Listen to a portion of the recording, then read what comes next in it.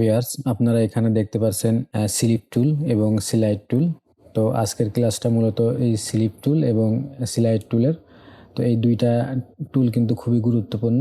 তো অবশ্যই ভিডিওটা সম্পূর্ণ মনোযোগ দিয়ে দেখবেন, তাহলে আসলে এটার কাজটা আসলে বুঝতে পারবেন। তো আপনারা দেখতে পাচ্ছেন যে অলরেডি আমি এখানে 3টা ফুটেজ নিয়ে আসছি। একটা ফুটেজ, 2টা, 3টা ফুটেজ নিয়ে আসছি। তো আমি যদি দেখাই, এটা হচ্ছে আমার একটা জিমের একটা ভিডিও এবং এটা হচ্ছে একটা বাইসাইকেল চালানো এবং এটা হচ্ছে একটা ওয়ার্কের দৌড়াদৌড়ি করতেছে আর কি। তো আমি এই ফুটেজটার মাউস কার্সারটা এখানে রাখলাম এবং এটা সেম আমি সোর্স মনিটরে ওপেন করে রাখছি আর কি। তো এই স্লিপ টুলের মূল যে কাজটা, সেটা হচ্ছে স্লিপ বলতে তো আপনারা বুঝেনি। যেমন আপনারা যদি রাস্তাঘাটে হাঁটাহাঁটি করেন, তাহলে কোনো কারণে যদি এক জায়গা থেকে আর এক জায়গায় স্লিপ করে চলে যান, মানে ওই জায়গা থেকে কিন্তু আপনি আলটিমেটলি মানে পিছলা বলেন স্লিপ বলেন যাচ্ছেন, তো সেটা জিনিসটা হচ্ছে মুভ করতেছেন আর কি। তো এই স্লিপ টুলের কাজটা ওরকমভাবে যে আপনারা এখানে যে 3টা ফুটেজ আছে, এই 3টা ফুটেজের ডিউরেশন সেমই থাকবে। মানে এই ফুটেজটা যে কয় সেকেন্ডের বা যে কয় মিনিটের, ওই ডিউরেশনটা ঠিকই থাকবে। সেই ফুটেজটা স্লিপ হবে, আপনার ভিডিওর ডিউরেশনটা ঠিকই থাকবে, কিন্তু ভিডিওটা চেঞ্জ হয়ে যাবে, মানে মুভ হয়ে যাবে। তো কীভাবে জিনিসটা, সেই জিনিসটা আমি বোঝাচ্ছি। আপনারা দেখতে পাচ্ছেন এখানে আমি টাইম লাইনটা রাখছি। আমার ভিডিওটা শুরু হচ্ছে হলো এইখান থেকে, ভিডিওটা শুরু হবে এবং এইখানে সোর্স মনিটরে আপনারা খেয়াল করেন। তো আমি এখন এইটাকে, এই যে স্লিপ টুল সিলেক্ট করা অবস্থায় এটাকে ধরে জাস্ট আমি বাম হাতে ড্র্যাগ করতেছি। তো ড্র্যাগ করলে আপনি দেখেন এখানে আমার প্রোগ্রাম মনিটরে 4টা উইন্ডো ওপেন হয়েছে। তো প্রথম উইন্ডোতে দেখাচ্ছে আপনার বাম সাইডে যে ফুটেজটা আছে জিমের সেটা, এবং ডান সাইডে দেখেন উপরে, সেটা হচ্ছে আমার একদম ডান সাইডে 3টা ফুটেজের ডান সাইডে যে ফুটেজটা, সেই ফুটেজটা দেখাচ্ছে। এবং নিচে এই যে 2টা মনিটর দেখাচ্ছে, ওইটা কিন্তু আপনার যে ফুটেজটাকে আপনি স্লিপ করতে চাচ্ছেন সেই ফুটেজটাকে দেখাচ্ছে। তো আপনি কতটুকু অংশ স্লিপ করতে চাচ্ছেন। তো আপনি যদি এইবার সোর্স মনিটরের দিকে তাকান, দেখতে পাচ্ছেন যে সাইকেলটা কুকুর ওইখানে আছে এবং ওইখান থেকে সাইকেলটা প্লে হচ্ছে।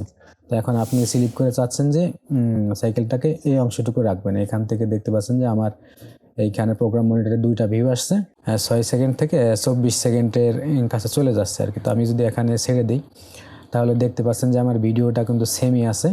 এবং আমার এই ভিডিওটা ছিল, আমি যদি এই প্রোগ্রাম মনিটরে প্লে করি, এই ভিডিওটা শুরু হয়েছিল এই কুকুরের এইখান থেকে, এবং এইখান থেকে ভিডিওটা শুরু হয়েছিল। তো এখন সেম ভিডিওটা সেম ডিউরেশন আছে। এখন আমি যদি এখন এই প্রোগ্রাম মনিটর প্লে করি, তো দেখতে পাচ্ছেন এখন এই জিনিসটা প্লে হচ্ছে কোন জায়গা থেকে। তো এই জিনিসটা হয়েছে আপনার ভিডিওটা স্লিপ করে এক জায়গা থেকে আরেক জায়গায় চলে আসছে। হ্যাঁ, তো আমি যদি এই সেম কাজটা আবার ডান দিকে করতে চাই, সেম জিনিসটা হবে। আমি দেখেন ডান দিকে দিলাম, আবার সেই ভিডিওটা কিন্তু জায়গায় চলে আসলো। তো আমি যদি আর একটু বাম দিকে যাই, তাহলে আর একটু ডিউরেশন চেঞ্জ হবে। তো আপনি যে ভিডিওটা সিলেক্ট করবেন, সেই ভিডিওটাই এক জায়গা থেকে আরেক জায়গা স্লিপ করে কিন্তু চলে আসবে। হ্যাঁ, তো এইটা এইভাবেই কাজ করে আর কি। তো এই জিনিসটা কিন্তু আপনি অডিওতেও সেমভাবে কাজ করতে পারবেন এবং ভিডিওতেও কাজ করতে পারবেন। তো এখন যেটা হচ্ছে সেটা হচ্ছে যে আপনার এখানে যে স্লাইড টুলটা আছে, এই স্লাইড টুলের কাজটা কি। তো স্লাইড টুলের কাজটাও সেম ওরকমই, তবে এইটার হচ্ছে যে যে ফুটেজটা আপনি স্লাইড করতে চাচ্ছেন, সেই ফুটেজটা আর একটা ফুটেজের ভিতর ঢুকে যাবে আর কি। মানে ওর যে এক জায়গা থেকে আরেক জায়গায় ঢুকে যাবে।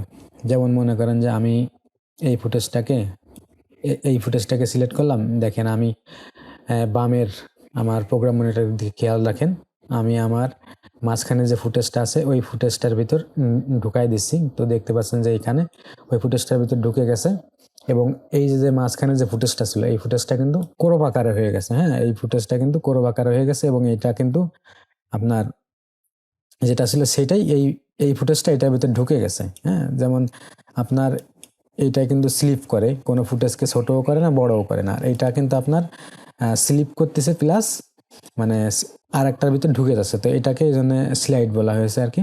তো আমি যদি সেম কাজটা এইটা সিলেক্ট করে ধরি, তো দেখতে পাচ্ছেন এইটা ওই ভিডিওটার ভিতর ঢুকে গেছে। তো ঢুকে গেলে এই ভিডিওর লেনটা কিন্তু ঠিকই আছে, কিন্তু এই ভিডিওটা কিন্তু এর জায়গা থেকে আরেক জায়গায় সরে গেছে। আপনারা এই কাজটা অডিও দিয়েও করতে পারবেন। দেখতে পাচ্ছেন যে আমি টাইম লাইনে একটা অডিও নিয়ে আসছি। তো এইখানে আপনারা দেখতে পাচ্ছেন যে এইখানে বিট আছে, এই যে এই মনে করেন যে এই যে একটা অডিওর বিট এবং এই যে একটা অডিওর বিট, তো এইগুলাকে আসলে বিট বলে। তো আপনি চাচ্ছেন যে এই ভিডিওটাকে, এই অডিওর যে এই বিট আছে, এই বিটে নিয়ে আসবেন সিলাইটের মাধ্যমে। তো আমি মনে করেন যে এই সিলাইট টুলটা সিলেক্ট করলাম, এটাকে ধরে জাস্ট এই মুভ করে দেখেন এই বিটে ছেড়ে দিছি। আর একটু দিলে এই বিট সোজা হয়ে যাবে।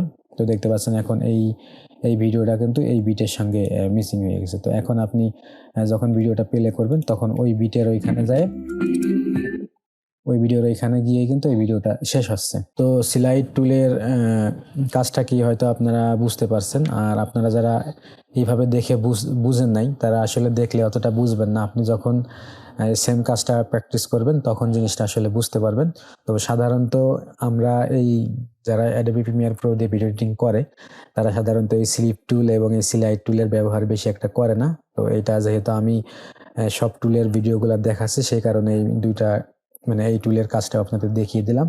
এবং আপনারা যারা এই ভিডিওটা দেখছেন আমার আগের ক্লাসগুলো দেখেন নাই, এই যে আগের এই যে টুলগুলো আছে এই টুলগুলার কাজ কিন্তু আমি অলরেডি দেখিয়েছি। আমার চ্যানেলে গিয়ে আপনারা দেখে আসতে পারেন। আর এই টুলগুলোর ক্লাসও আমি নেক্সট ইনশাল্লাহ আমার চ্যানেলে আপলোড দেবো। আপনারা চাইলে আমার চ্যানেলটা সাবস্ক্রাইব করে রাখতে পারেন, তাহলে আমি ওই ভিডিওগুলো যখন আপলোড করব আপনারা কিন্তু দেখেই উপকৃত হতে পারবেন। তো ভিডিওটা যদি আপনাদের ভালো লাগে অবশ্যই ভিডিওটা একটা লাইক দিবেন এবং আমার চ্যানেলটা সাবস্ক্রাইব করে রাখবেন। দেখা হবে ইনশাল্লাহ নেক্সট কোনো ভিডিওতে। আল্লাহ হাফেজ।